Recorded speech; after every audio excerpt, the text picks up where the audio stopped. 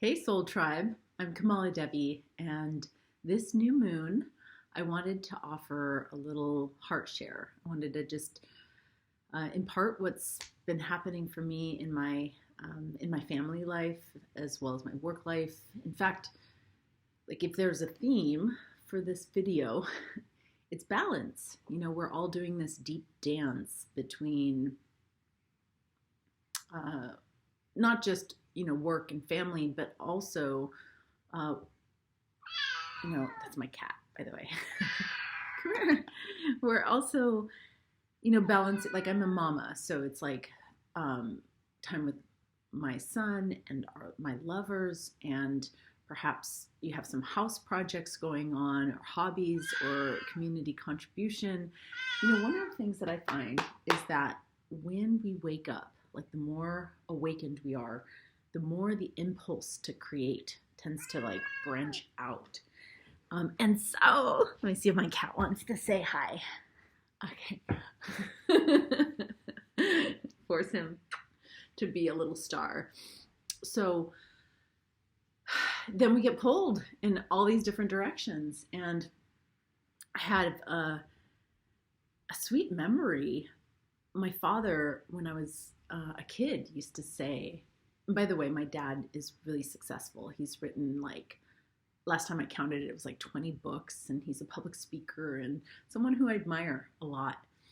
And he talked about the rule of thirds. He said, there's a third of your life that you spend asleep. And it's true, we go into the deep void. And then a third of your life that you are working, and I think he was kind of basing it off of a 40-hour work week. But, if you're, giving your life force energy to your career for a third of your life, then the other third is yours to do with it what you please. And that was always interesting. It's fascinating to look at people and say, wow, they choose to be, like fishermen, or like here's their hobby, or this is video game. My son spends a lot of time with video games, which I know the new generation does. And my natural gravitation is to spend time with my lovers, a lot of time in pleasure and play. But there's also deep time to spend with the family. My cat right now wants me to spend time with him. But it's, time is not so linear either. It tends to dilate when we're really enjoying ourselves. That's what Einstein used to call it, by the way, time dilation. This obvious truth about how it expands and contracts, and depending on our like flow states, our deep engagement with what we're doing.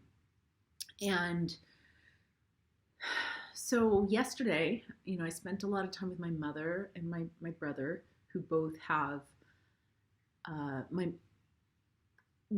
we're going through a bit of a family crisis because my brother had a near-death experience, and he has been struggling with some addiction and is now not just sober, but doctor's orders, if he drinks he'll die, and he knows it. He like really gets like, okay, I have to stop. And so we're in this real like crossroads, this moment in our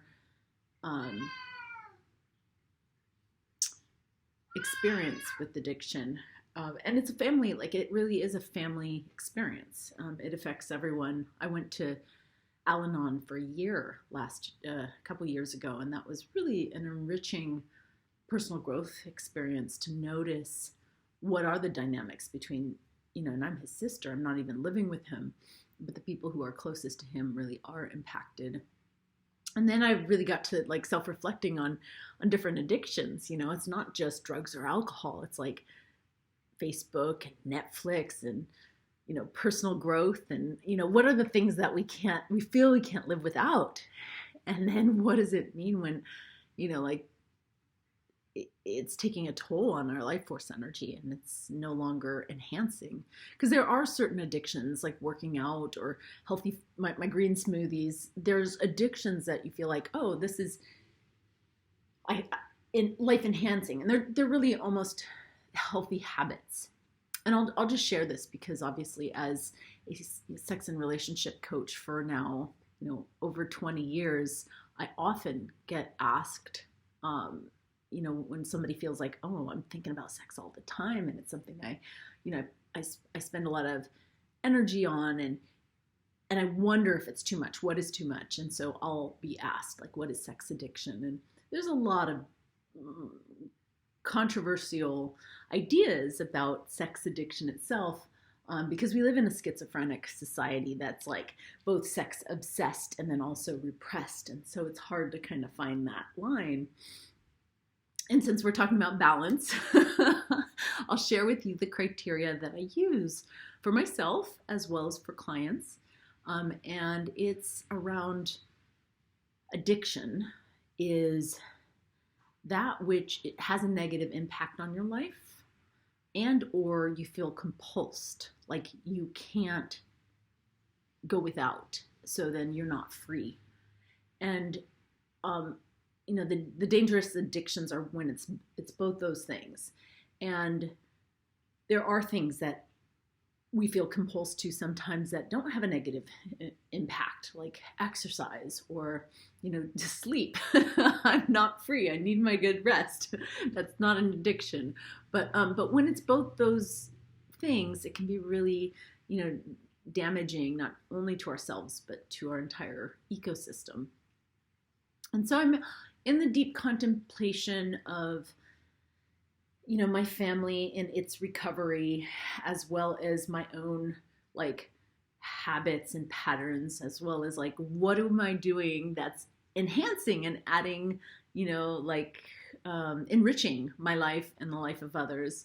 And that's generally like the come from for me. It's like, if I'm going to say yes to this Tantra festival or this retreat or that, I want it to not only be enhancing to me, because there is such a thing as a workaholic.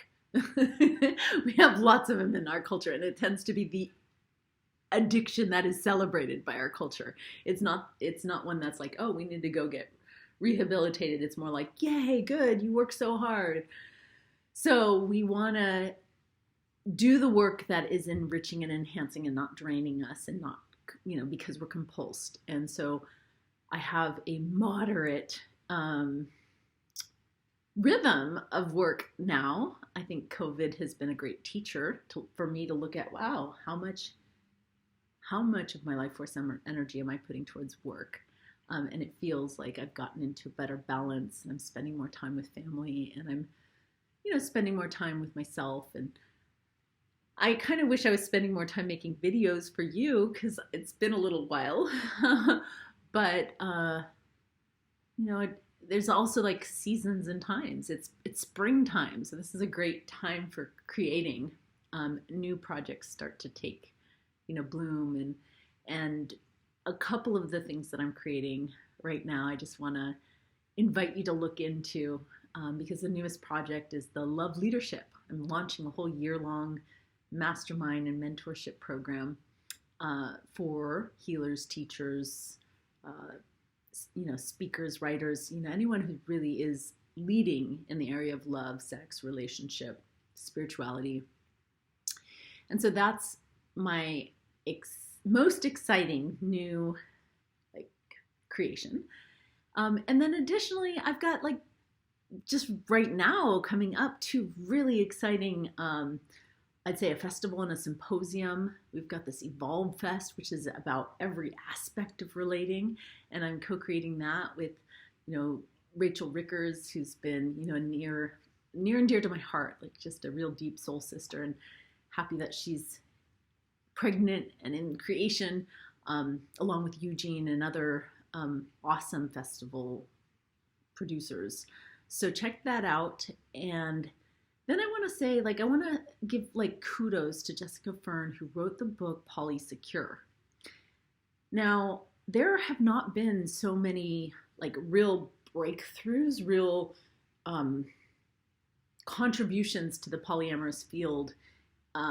There have been, the conversation is ripe and happening, and we see it in the media, and we hear it, and people are like really awakening to non-monogamy. And as far as conscious non-monogamy and the attachment theory go, this book tends to take the conversation to a whole nother level of credibility um, and is just an immense contribution to the field. So I'm delighted to be on a panel with the author of Polysecure, and that's on Leveled Up Love. So check that out. And if not, if you don't make it to the event, check out her book, Polysecure. It's great. If you're in conscious non-monogamy, it's worth a look.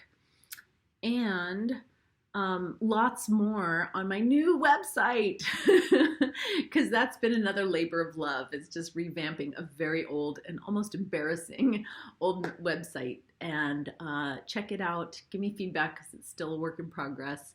And I'll look forward to connecting with you in one of these ways, or just maybe, next full moon, as we continue to like cycle. And I'm committed to sharing through these different rituals, sharing more of my heart. And I hope you resonate. Blessings. If you do, by the way, stay in touch. Send me a comment or share. Thank you.